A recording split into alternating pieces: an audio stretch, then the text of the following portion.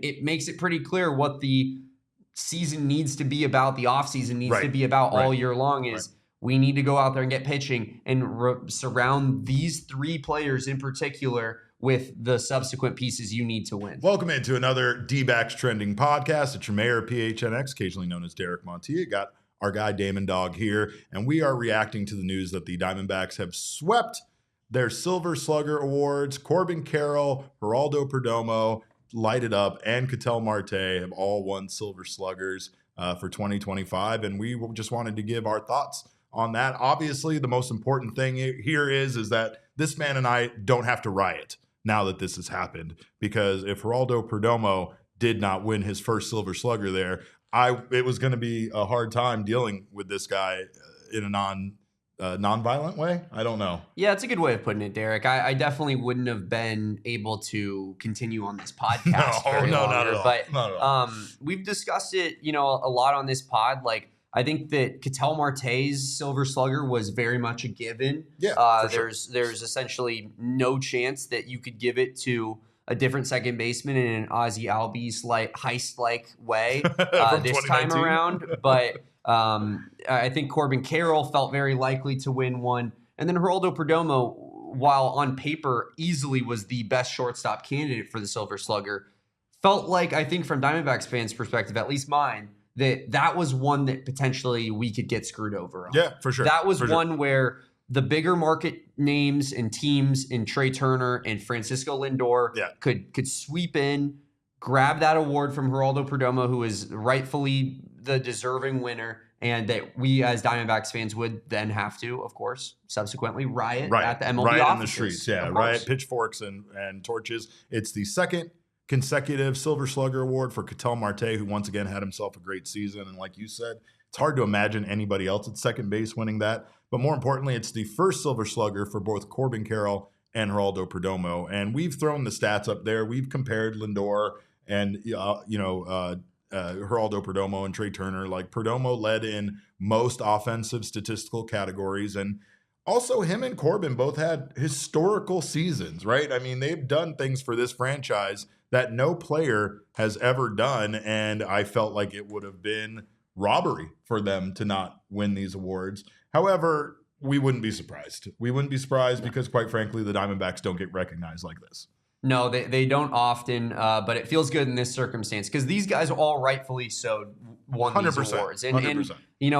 As Diamondbacks know, all season was very torturous almost with the offense that we had and the lack of pitching, right? Top 5 offense and the worst pitching in baseball. Yeah, absolutely. And you could make the argument that if Gino Suarez stayed at the trade deadline, we might be having a fourth Silver Slugger out of those 9 positions that we're talking about right now, which would have been some feat, right? I mean, it's incredible. That would be insane. Yeah, but the pitching was so bad, it held this team back, this organization back, and it makes it pretty clear what the season needs to be about, the offseason needs to be about all year long is we need to go out there and get pitching and surround these three players in particular with the subsequent pieces you need to win. Well, you said it best on Thursday's show, and that is that it's hard to believe that a team that the core is these three guys, these three sluggers, Geraldo Perdomo, Ketel Marte, and Corbin Carroll, and not build around it and find success, right? Really,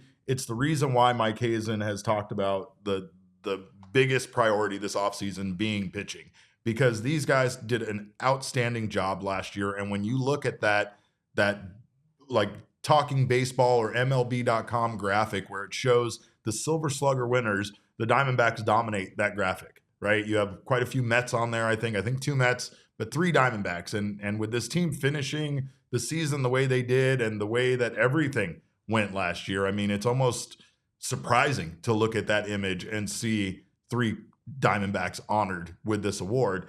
It's just how the season went, and it's the right call. We talked about, Corbin losing the Gold Glove to Fernando Tatis Jr., and we went over those stats. It made sense why Tatis won that award, as much as we think it sucks and think Corbin should have won it. But here with the Silver Slugger, it feels like it's a no-doubter here that these 3 guys won. We also know that this is something that we need.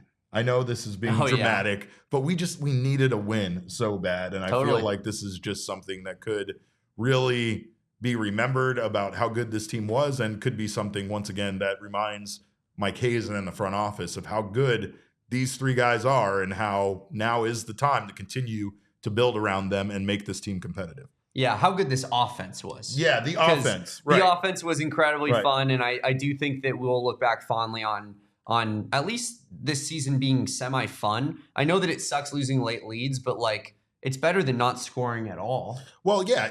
You're in interesting games. Right. Yeah, you're in interesting games, and but really, as you said, it just, I think we needed the win after a rough couple seasons, barely missing playoffs. It feels good to get our players recognized as like being some of the best in the sport, because they well and truly are. And as Diamondbacks fans, I think it feels a lot like we get swept under the rug because 100%. of the Dodgers, and because even the Padres are more flashy, and the Giants have a lot more of a established fan base and are bigger in like a national perspective way. I think that this is the kind of thing that feels good for Diamondbacks fans, as we're also growing this fan base and selling these players to the people and community of Arizona to go. So we have more Dbacks fans at the games. I think that this is pivotal in making something like that happen, because you could say we have three of the best players in baseball, and it's the truth. Yeah. And you can market that all off season long, and hopefully more people from AZ that are Diamondbacks fans will be in the seats next season. Maybe we can convert a few more of those stragglers back over to the Diamondbacks fans, and that's gonna be tough after their other team just won. Right.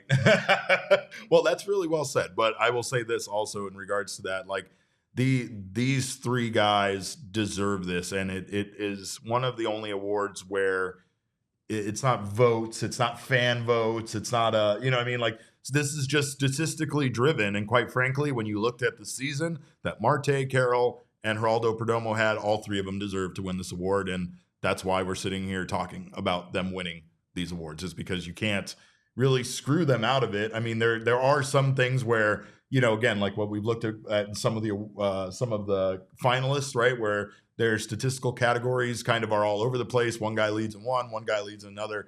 Geraldo Perdomo dominated, Corbin Carroll dominated, and quite frankly, even with the weird season that Ketel Marte had, he was still the best second baseman in the National League. Maybe not defensively, but offensively, it's hard to argue with that. So we're just thrilled that our guys got recognized, and we look forward to talking about this more on Friday's episode of the show. Make sure to join us for that. In the meantime, you can follow us on Twitter. I'm at @Capt_Caveman with a K. This maniac is at Damon Dog with a DAWG. We're all Damon's dogs. But of course, our show is at PHNX_Dbacks, and all roads do lead to at PHNX_sports on Twitter, Instagram, and Facebook. Thank you guys for your time. And remember, kids, baseball is fun, but it's so much more fun when our guys get recognized for their efforts.